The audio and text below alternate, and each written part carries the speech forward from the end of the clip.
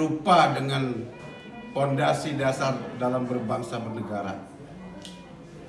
Saya selaku mantan Polri hari ini sangat berduka dan sangat marah kepada Polri yang telah melakukan kebiadaban dengan melakukan hal yang katanya sudah minta maaf dan tidak sengaja. Memang tak, saya yakin anak-anak Brimob itu tak pula sengaja mau menabrak mati, tetapi ini ekses dari perintah yang tidak jelas, komando yang ngawur, dan kepemimpinan ayam sayur yang dipimpin oleh namanya Listio Sigit. Mungkin kesempatan bagus ini kita mulai gaungkan malam ini bila perlu ganti Kapolri. Kami Polri ini sedih dan tahu persis merubah Polri itu semudah membalikkan tangan. Ganti aja Kapolrinya. Hari ini diganti kucing, besok pagi semua Polri jadi kucing. Besok lusa diganti dengan ayam, Polri semua jadi ayam. Tapi kalau hari ini Kapolrinya adalah Ternak Mulyono, selamanya akan jadi Ternak Mulyono. Maka itu mudah-mudahan ini satu momen yang bagus untuk kita bersuara menghadapi memiliki penegak hukum yang kembali ke kitahnya sebagai pelayan pelindung dan berada di barisan bersama-sama masyarakat. Selamat berjuang Dr. Roy Suryo, Dr. Rismon, dan Ibu Tifa. Semoga perjuangan ini tidak mengendor. Biasa itu ditantang, diambil kiri kanan untuk menciutkan nyali. Tapi saya paham Bapak dan Ibu semua yang hadir di sini adalah petarung, pejuang, pantang mundur sampai dengan berhasil. Selamat, Bismillahirrahmanirrahim. Semoga perjuangan berhasil. Terima kasih. Assalamualaikum warahmatullahi wabarakatuh. Waalaikumsalam warahmatullahi wabarakatuh. Keras sekali, Abang. Oh iya. Jangan bahasa Palembang. Ah, ini ada teman kita nih yang biasanya kalau ngomong gak sopan, ya kan? Jenderal Sunarko. Ayo Jenderal. Kita kebetulan memang kita sahur satu-satu biar menghemat waktu dan semuanya dapat kesempatan ngomong. Silakan Jenderal. Oke. Kalau Abang makan ya silakan. Respon enggak apa-apa. Sana. Ya. Oke. Ada apa dengan cinta? Jadi sini. Nah. Jadi Pak Maijen ya, kita mengucapkan belasungkawa sebesar-besarnya atas tragedi kemarin. Berpulang ya satu warga negara bernama Afan Kurniawan, usia masih 21 tahun, kelahiran 18 Juli, sama dengan kelahiran Roy Suryo. Kemudian barangkali kalau Jenderal mau mengucapkan belasungkawa dan kemudian melihat situasi itu silakan, dan kemudian juga apa pesan dan kesan terhadap peluncuran buku Jokowi's White Paper ini. Silakan Pak Jenderal.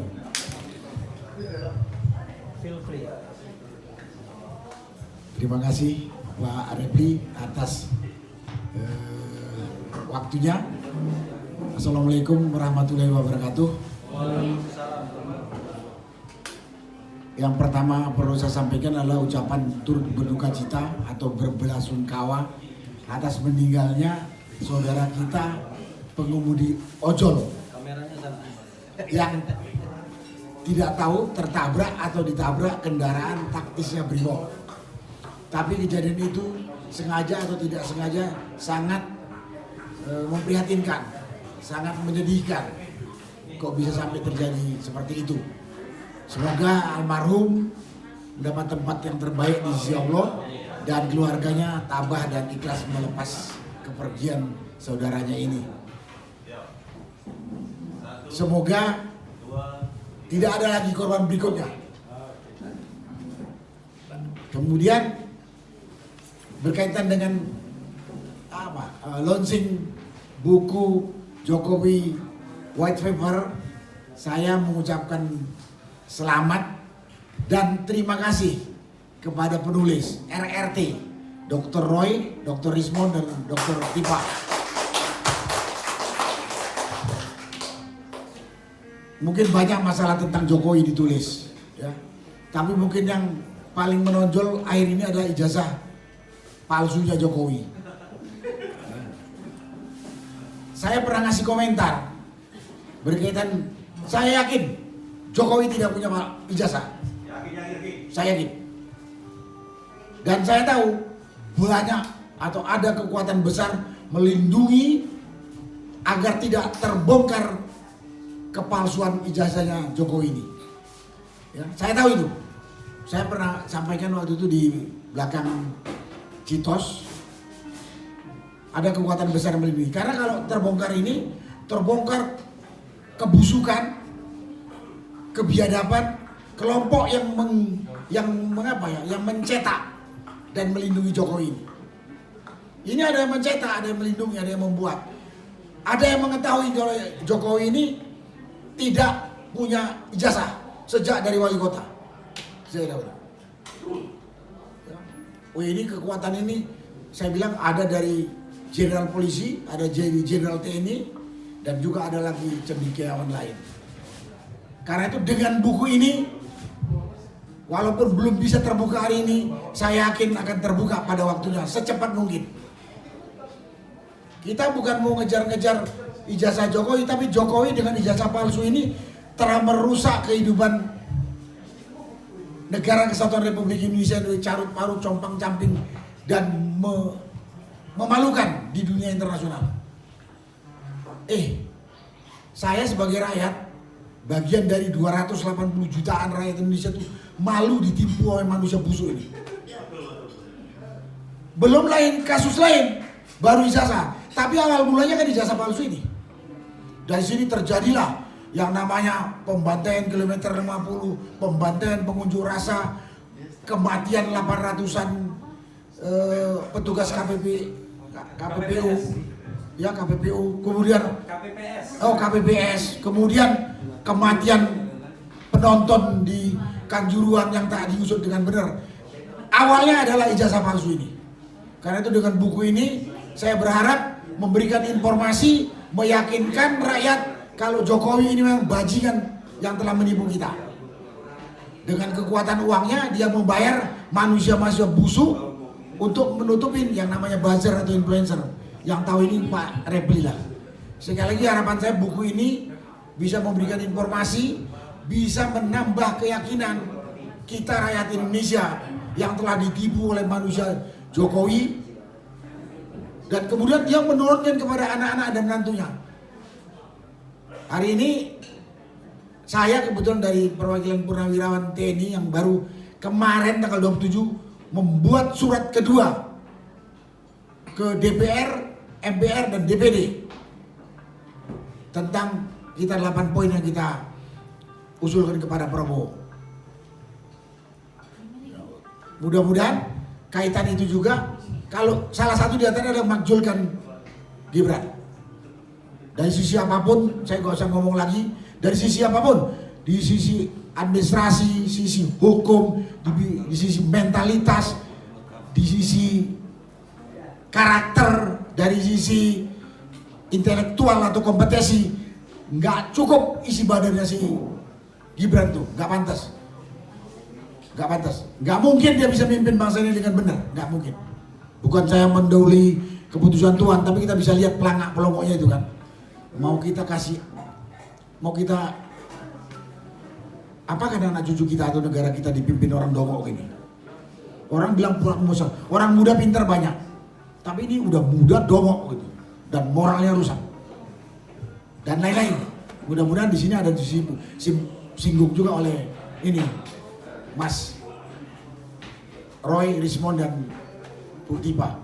Itulah bisa saya sampaikan pada kesempatan ini. Sekali lagi, saya berharap buku ini bisa memberikan tambahan informasi, meyakinkan rakyat bahwa kita udah ditipu oleh manusia yang namanya Jokowi yang telah merusak kita habis-habisan. Terima kasih. Wassalamualaikum warahmatullahi wabarakatuh. Waalaikumsalam warahmatullahi wabarakatuh. Luar biasa. Makasih Pak Jenderal seperti yang saya duga pasti ngomongnya sopan, ya kan? Sopan. Itu yang paling sopan. Siapa lagi ya? Ada perempuan nggak mau ngomong duluan? Bu, ayo ke depan. Ada Bang Bitor, ayo Bang Bitor ke depan. Bang Bitor, oh nanti dulu. Kalau Pak Narko,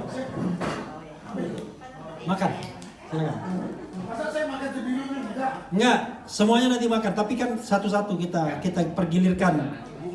pergilirkan kekuasaan ini, biar tidak ada flow-nya. Makasih. Ya. Baik, silakan. Siapa lagi ya? Bang Bitor, ayo ngomong. Ayo Bang Bitor. Enggak, kita tidak bicara tentang yang pramuka. Ini aja bagaimana kesan dan pesan peluncuran bukunya. Saya membutuhkan 1 volunteer karena saya mau sholat. Biar tidak kosong. Ya. Siapa lagi nih? Ada yang dari FTA nggak? Mana? Mas Doni mana Mas Doni? Di lantai 2. Oh belum ya? Oke. Bang Marwan mana? Marwan Batubara yang juga halus orangnya. Bang Marwan. Ya. Jadi ibu-ibu dan bapak-bapak sekalian, sengaja kita mulai lebih awal karena khawatirnya nanti nggak ada kesempatan ngomong karena banyak orang dan tiba-tiba, waduh sayang kan kalau tokoh-tokoh datang tapi tidak diberikan kesempatan bicara. Bang Marwan barangkali jangan lupa sampaikan ucapan belasungkawa juga dan bagaimana kesan pesan terhadap penerbitan buku ini. Agak lamaan sedikit karena saya mau sholat maghrib dulu. Oke, saya sudah duluan. Oke. Oh ini dia. Sabar bang.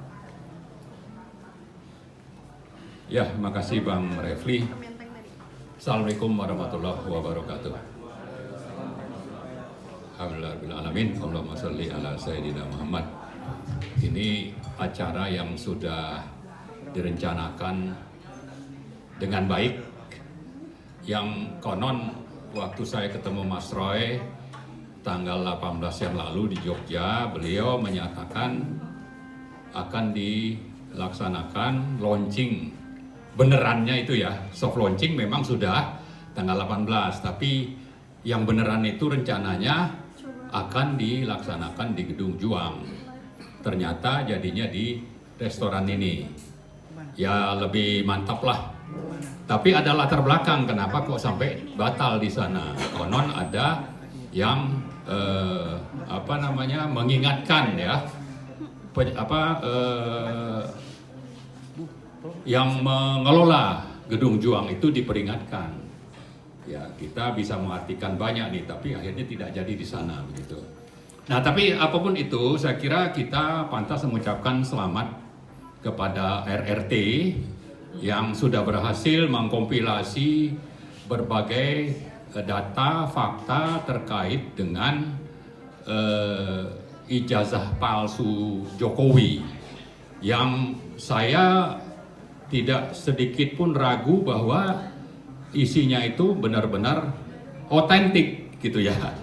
Jadi bukan identik, otentik ini isi fakta data yang ada di buku itu, yang mestinya kalau pemerintahan ini normal ya, terserah itu yang ada peninggalan Jokowi atau sudah beralih ke Prabowo, beralih dalam tanda petik, ya mestinya ini kalau mau menegakkan hukum dan keadilan harusnya menjadi rujukan utama dalam penyelesaian kasus, dan itu mestinya dilakukan di pengadilan. Nah tapi faktanya memang pengadilan itu kalau sudah bicara tentang pembuktian asli tidaknya ijazah Jokowi itu kelihatannya tidak akan pernah terjadi, dan itulah yang sedang dilakukan. Yang ada adalah melanjutkan apa yang dilaporkan ke Polda Metro oleh Jokowi. Jadi dua isu ini, pertama pembuktian asli tidaknya itu mestinya di follow up, tapi pengadilannya itu kelihatannya tidak akan pernah berlangsung. Kemudian di sisi lain ada masalah pengaduan bahwa Jokowi katanya dihina sehina-hinanya, ya akan direndahkan serendah-rendahnya ke Polda, dan itulah yang saya kira akan terjadi. Dan kita melihat ini memang sudah ada presiden waktu kasus Bambang Tri dan Gus Nur di Solo tahun 2023. Nah, siapa aktor utamanya?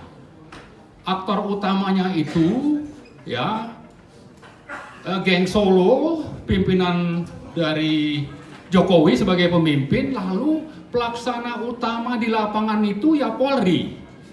Jadi kenapa sampai ada dua seperti ini? Ada dua lembaga di Polri, ya Bareskrim, yang coba ini untuk tidak melanjutkan pembuktian di pengadilan, kemudian ada di Polda untuk memproses soal ujaran kebencian atau fitnah yang digugat oleh Jokowi. Dan ini dua-duanya ada di bawah kendali dari Pak Prabowo mestinya, yaitu pelaksana lapangannya adalah Kapolri Listio Sigit Prabowo. Apapun yang terjadi, jadi sejak di Solo sampai sekarang ini kan sebetulnya kita berurusan dengan yang namanya rekayasa atau upaya untuk melindungi Jokowi, yang motor utamanya itu adalah Polri. Ya, karena itu sebetulnya kalau memang Pak Prabowo itu ingin ini tuntas dan mendapat dukungan rakyat, salah satu yang mendesak untuk dilakukan Pak Prabowo adalah menghilangkan ini, ya, pelaksana lapangan Joko Widodo atau geng Solo ini, yaitu Polri, yaitu Kapolri. Dan kemarin sudah sampai ada yang meninggal dan kita sangat prihatin dan mengucapkan belasungkawa yang sedalam-dalamnya kepada Mas Irfan, ya, Afan Kurniawan. Ya, kita prihatin dan kita berdoa semoga beliau mendapat tempat yang layak sebaik-baiknya di sisi Allah Subhanahu wa taala. Nah, tapi ini juga adalah korban dari Kapolri. Jadi urusan ijazah palsu, bahwa ada korban yang namanya Bambang Tri dan Gus Nur, ujungnya itu ada di Jokowi, dan pelaksana lapangannya itu adalah Kapolri Listio Sigit Prabowo. Nah, karena kita punya presiden baru yang katanya ingin menegakkan konstitusi, ya, tidak ada lagi kejahatan, tidak lagi intimidasi, maka Pak Prabowo itu punya wewenang untuk segera mengganti. Siapa? Ya Kapolri ini. Sudah terlalu banyak fakta yang menunjukkan bahwa Kapolri ini bekerja untuk Prabowo, dan ini harus segera untuk Jokowi, ya. Karena itu Pak Prabowo harus berbuat. Nah, tadi kebetulan saya ikut acara Purnawirawan yang katanya sudah menyurati Presiden dan DPR untuk ketiga kalinya, bicara 8 tuntutan. 8 tuntutan itu nomor 1 kembali ke Undang-Undang Dasar. Kemudian nomor 2 itu dukung Asta Cita, 8 misi. Sampai nanti ada urusan dengan pembatalan PSN, tolak TKA Cina, pemberesan tambang, reshuffle.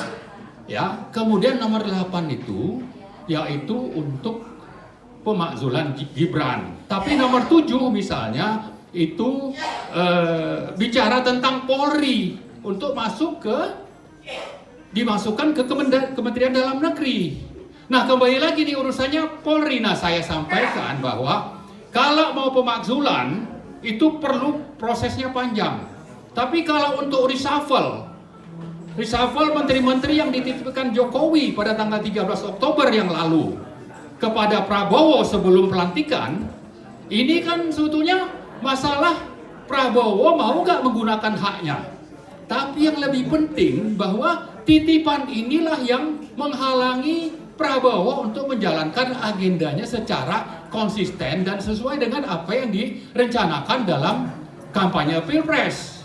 Belum lagi poin 8 pemakzulan Gibran tidak akan bisa terlaksana sepanjang menteri-menteri titipan dari Jokowi itu masih ada di sana. Jadi kita sebetulnya dengan fakta seperti ini berharap Pak Prabowo itu menggunakan kekuatan wewenang yang diberikan oleh konstitusi kepadanya untuk bertindak, dan itu tidak perlu banyak melibatkan yang namanya DPR atau MPR seperti pemakzulan. Cukup dia gunakan wewenang untuk apa? Untuk yang mendesak dan prioritas, yaitu reshuffle kabinet, termasuk pecat yang namanya Kapolri Sigit.